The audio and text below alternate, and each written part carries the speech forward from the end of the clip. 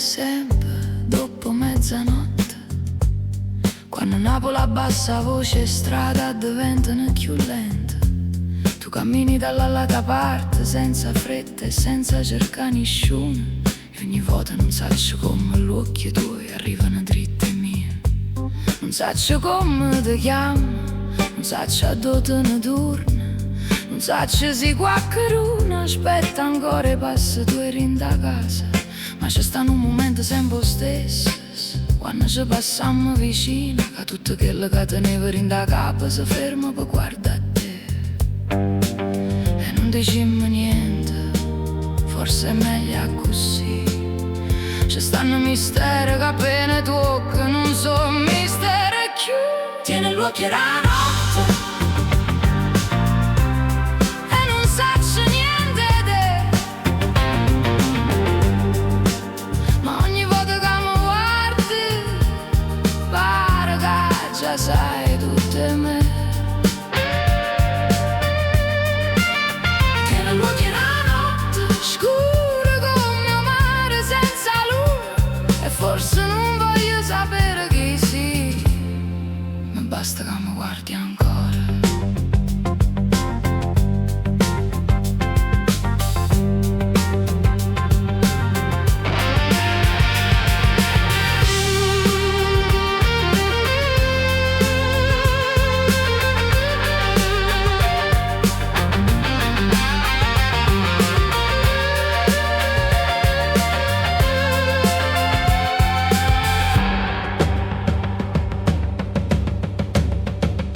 Una sera pioveva forte e tu stivi sotto un balcone. Io dall'altra parte della strada aspettavo senza avere niente da aspettare.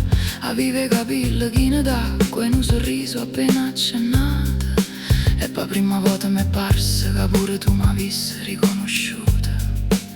Avevo quasi attraversato, avevo già fatto un passo, poi è passato un taxi e per un momento non t'ho visto più.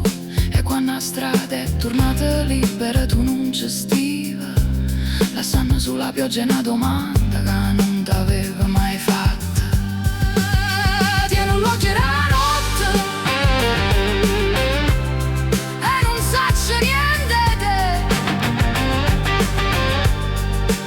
non saccio la voce, non saccio le mani, non saccio come pronuncio nome mio.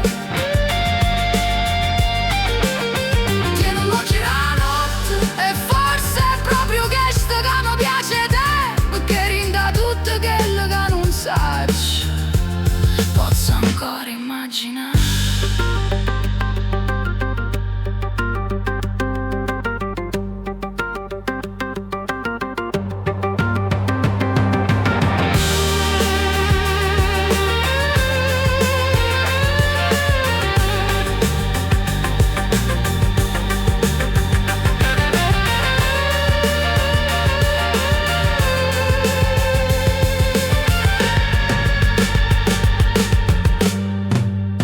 Qualche sera esco apposta 5 minuti più tardi, facendo finta con me stessa che non sto cercando proprio a nessuno.